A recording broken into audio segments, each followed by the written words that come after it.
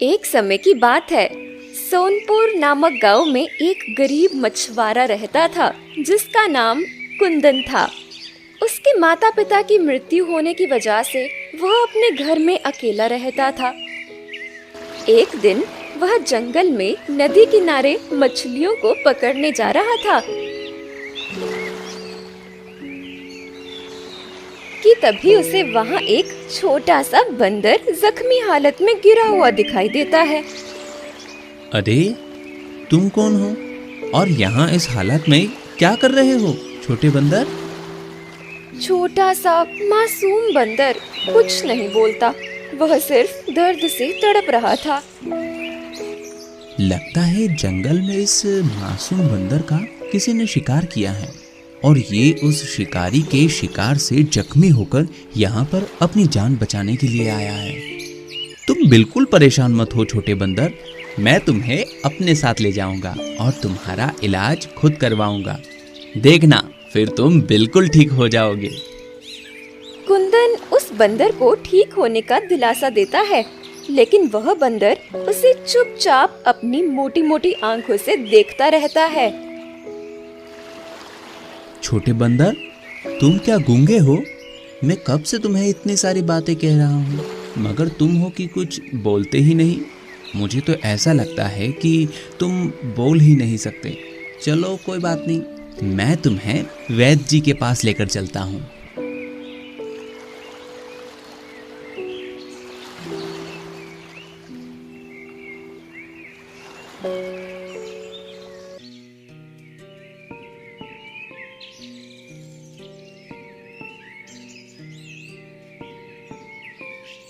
अरे कुंदन, कहाँ जा रहे हो इतने जल्दी में? और ये बंदर तुम्हें कहाँ से मिला? अच्छा हुआ वैद्य जी, आप मुझे यहीं मिल गए। मैं आप ही के पास आ रहा था। वैद्य जी, ये बंदर बहुत जख्मी है, आप इसका इलाज कर दीजिए। कुंदन, लोग मेरे पास इंसान का इलाज कराने आते हैं और तुम इस बंदर को लेकर आए हो। भले इसे इलाज की क्या जरूरत? ये जानवर तो एक दूसरे का शिकार होने और एक दूसरे का शिकार करने के लिए ही दुनिया में आए हैं। नहीं वैद्य जी, आप ऐसा मत कहिए। जिस तरह हमें दर्द होता है उसी तरह इन्हें भी तो होता है ना। मुझे नहीं लगता कि तुम्हें अपनी मेहनत की कमाई इस बंदर के इलाज में लगानी चाहिए। वैद्य जी, मेरे पैसों का मोल इस बंदर की जान से बढ़कर नहीं है। ठीक है कुंदन, अब तुम्हारी यही जिद है तो इसके आगे मैं क्या कर सकता हूँ? चलो मेरे साथ। इतना कहकर वैद्य जी कुंदन और बंदर को अपने घर ले आते हैं। वह बंदर की चोट पर बहुत सारी दवाइयाँ लगाकर उसकी पट्टी बांधते हैं। देखो कुंदन, मैंने इसकी मरहम पट्टी तो कर दी है, लेकिन तुम्हें इसका बहुत ज्यादा ख्याल रखना पड़ेगा। ठीक है वैद्य जी। कुंदन बंदर को लेकर अपने घर चला जाता है। बंदर बेचारा जख्मी हालत में सुस्त होकर कुंदन के पास लेटा रहता है।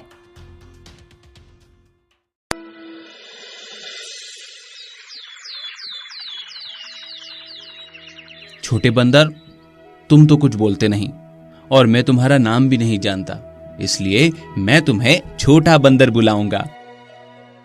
इतना कहकर कुंदन छोटे बंदर के लिए केला लेने चला जाता है। छोटे बंदर, देखो मैं तुम्हारे लिए केला लाया हूँ।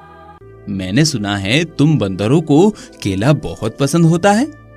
अब जल्दी से उठो और ये सारे केले खाकर खत्म करो। इसके बाद तुम्हें अपनी दवाई भी तो लेनी है, तभी तो तुम ठीक हो पाओगे।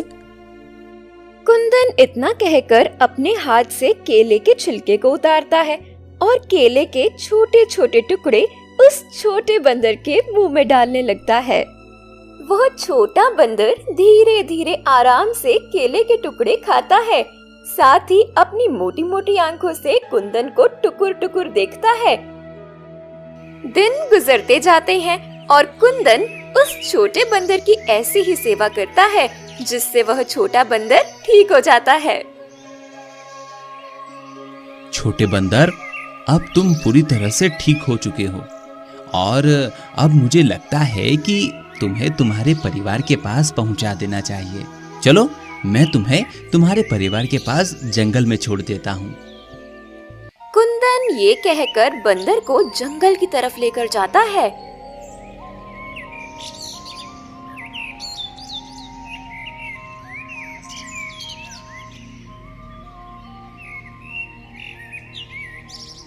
ये लो छोटे बंदर, तुम्हारा जंगल आ गया। अब तुम अपने परिवार के पास चले जाओ। मुझे यकीन है कि तुम्हारे परिवार वाले भी तुम्हें ढूंढ रहे होंगे। कुंदन की ये बात सुनकर छोटा बंदर उसकी गोद से उतरता ही नहीं है। कुंदन बंदर को ऐसा करते देख उससे कहता है, छोटे बंदर, अब तुम जंगल में अपने परिवार के पास जाओ। कुंदन की बहुत कोशिशों के बाद भी बंदर उसकी गोद से नहीं उतरता। छोटे बंदर को ऐसा करते देख कुंदन परेशान होकर कहता है, छोटे बंदर, अब मैं क्या करूं? तुम तो मेरी गोद से उतर ही नहीं रहे हो। लगता है तुम वापस जाना ही नहीं चाहते। कुंदन की ये बात सुनकर बंदर उसके सीने में अपना मुंह छुपा लेता है। छोटे बंदर को ऐसा करते देख कुंदन मुस्कुराता है और कहता है, अच्छा, तो तुम मेरे साथ रहना चाहते हो? वैसे मेरे घर में मेरे अलावा और कोई नहीं रहता। अच्छा है, मुझे तुम्हारे रूप में अपने लिए एक साथी मिल जाएगा। कुंदन ये कहकर उस बंदर को अपने घर वापस ले आता है और फिर वो दोनों साथ रहने लगते हैं। छोटा बंदर कुंदन के हर काम में उसका हाथ बंटाता है।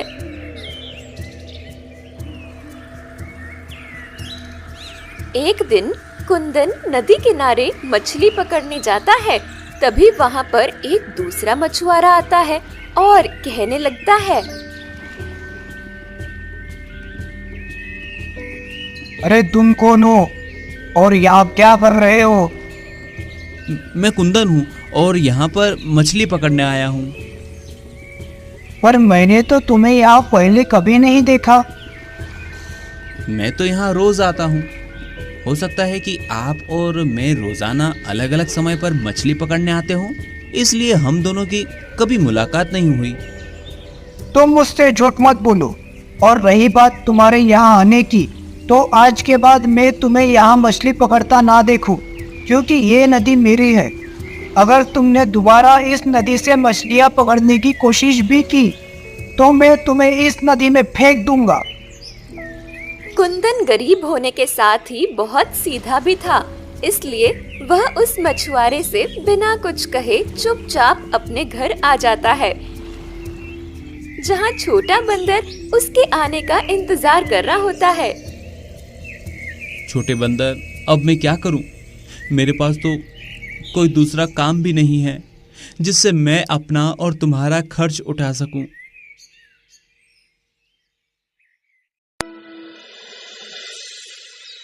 कुछ देर बाद कुंदन फिर से छोटे बंदर से कहता है,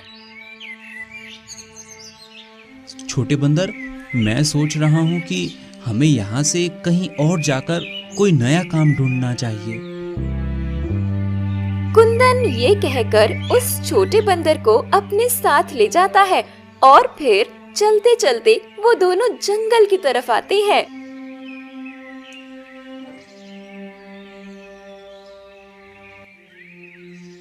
तभी अचानक बंदर कुंदन का हाथ जोर जोर से खींचने लगता है। छोटे बंदर, क्या हुआ? तुम ऐसे मुझे बार बार क्यों खींच रहे हो? अच्छा, मैं समझ गया, तुम्हें भूख लगी है। रुको, मैं देखता हूँ, शायद इस जंगल में तुम्हारे खाने लायक कोई फल मिल जाए। कुंदन ये कहकर उस बंदर को अपने साथ लिए जंगल के अंदर किसी फल की तलाश में इधर उधर देखता है, लेकिन उसे उस जंगल में सूखे पेड़ों के अलावा कुछ नहीं दिखता है। तभी कुंदन छोटे बंदर से कहता है, मुझे तो यहाँ तुम्हारे खाने के लिए कोई फल नहीं दिख रहा। अब तुम्हें अपनी भूख थोड़ी देर और बर्दाश्त करनी पड़ेगी। हम जैसे ही दूसरे राज्य पहुँचेंगे, हो सकता है वहाँ कोई हमारी मदद कर दे। कुंदन ये कहते हुए उस जंगल से निकल जाता है और चलते चलते दूसरे राज्य पहुंचता है। अब तो शाम होने आई है, लेकिन अभी तक मुझे तुम्हारे लिए कोई खाना नहीं मिला। अभी कुंदन छोटे बंदर से ये कह ही रहा था कि तभी उसे पीछे से उस राज्य के राजा आते हुए दिखाई देते हैं। तुम कौन हो? आज से पहले तो मैंने तुम्हें अपने राज्य में कभी नहीं देखा। महाराज, असल में मैं आपके पड़ोसी राज्य से आया हूँ। ओह अच्छा, तो तुम यहाँ नए हो, तो मैं ये जान सकता हूँ कि तुम यहाँ क्यों आए हो? महाराज, मेरा नाम कुंदन है और मैं एक मछुआरा हूँ, मगर मेरे पास इस समय कोई काम नहीं है, इसलिए मैं यहाँ काम की तलाश में आया हूँ। अच्छा, तो तुम यहाँ काम की तलाश में आए हो। अगर मैं कहूँ कि तुम मेरे महल के सामने वाली नदी और उसके पास के झरने की साफ सफाई करो, तो बदले में मैं तुम्हें खाने और रहने की जगह दूंगा, तो क्या तुम ये काम करना चाहोगे?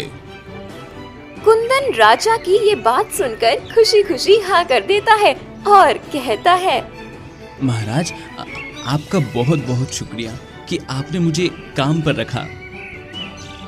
अरे कुंदन, कोई बात नहीं, तुम हमारे पड़ोसी राज्य से आए हो, हमारे मेहमान हो, इस नाते तुम्हारी मदद करना हमारा कर्तव्य है। राजा ये कहकर कुंदन और उसके बंदर को अपने महल में ले जाते हैं।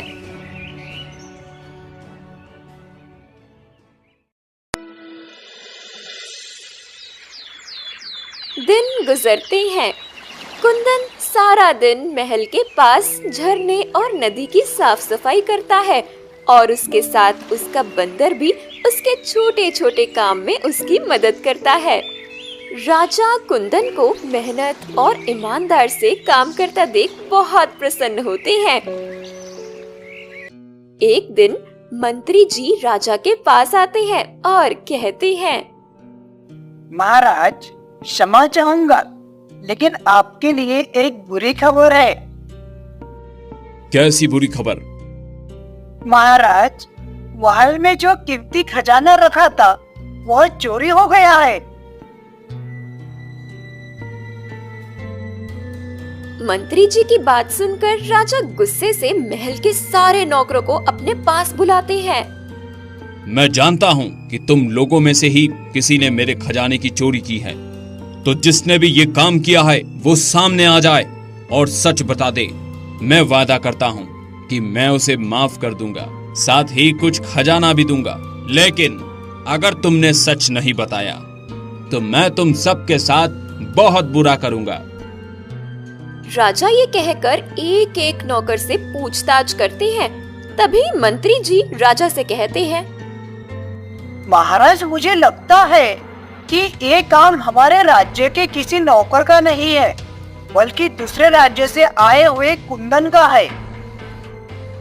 मुझे नहीं लगता मंत्री जी कि कुंदन ऐसी हरकत करेगा। वो तो मुझे बहुत ही सीधा और ईमानदार लगता है। लेकिन महाराज, मुझे तो यही लगता है। मंत्री जी, आप इतने यकीन से कैसे कह सकते हैं? क्योंकि कुंदन ही है जो महल के अंदर और बाहर आ जा सकता है। महाराज, मुझे लगता है कि हमें कुंदन की तलाशी लेनी चाहिए। ठीक है मंत्री जी, चलिए जहाँ कुंदन रहता है हम सब वहीं चलते हैं। राजा ये कहकर कुंदन के पास जाते हैं। मैंने तुम्हें सीधा और ईमानदार समझकर अपने राजमहल में काम दिया और तुमने मेरी ही खजाने की चोरी कर ली। चोरी? कैसी चोरी महाराज?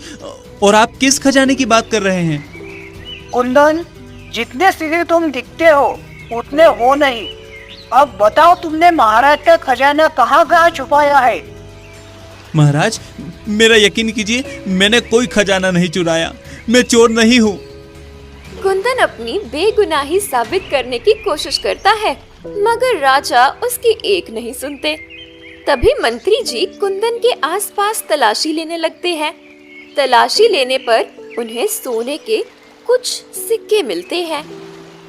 ये देखिए महाराज, ये वही सिक्का है जो आपके खजाने में हुआ करता था।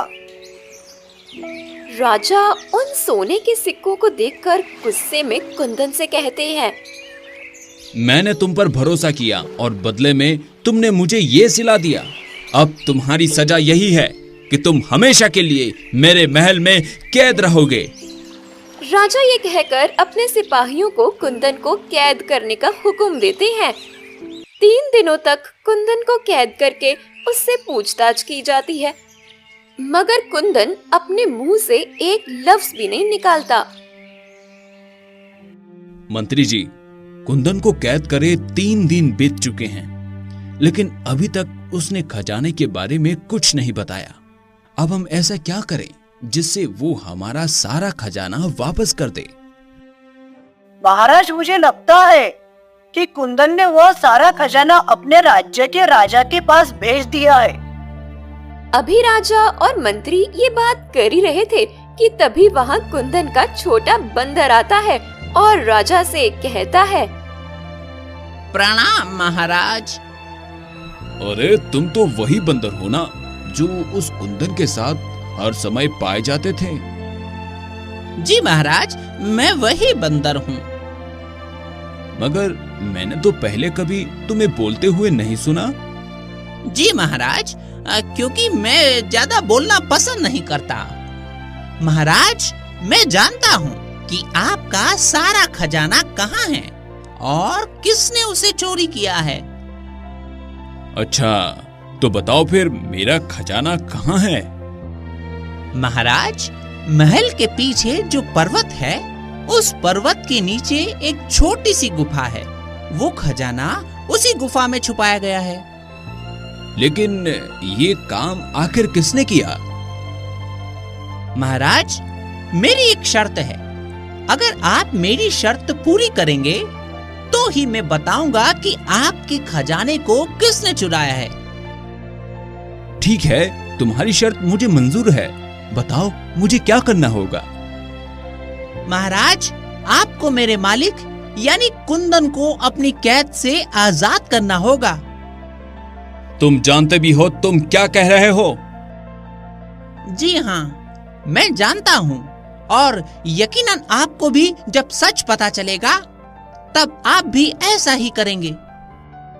राजा उस बंदर की बात सुनकर अपने सिपाहियों से कुंदन को आजाद करने के लिए कहते हैं, मैंने तुम्हारे मालिक को आजाद कर दिया है। अब मुझे सब सच बताओ। जैसा कि मैंने आपको बताया, आपका खजाना उस पर्वत के नीचे है और उसे चुराने वाला और कोई नहीं, आपके मंत्री जी हैं। महाराज, ये बंदर झूठ बोल रहा है। भला मैं आपका खजाना क्यों चुराऊंगा? इतने सालों में क्या कभी मैंने आपसे कोई बेईमानी की है?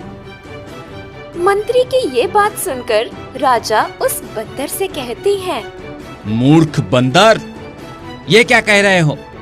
तुम हमारे मंत्री जी पर झूठा आरोप लगा रहे हो। महाराज, अगर आपको यकीन नहीं है तो आप मेरे साथ चलिए और खुद अपनी आंखों से देख लीजिए। महाराज, राजा उस बंदर की बात मानकर सबके साथ उस पर्वत की तरफ निकल जाते हैं।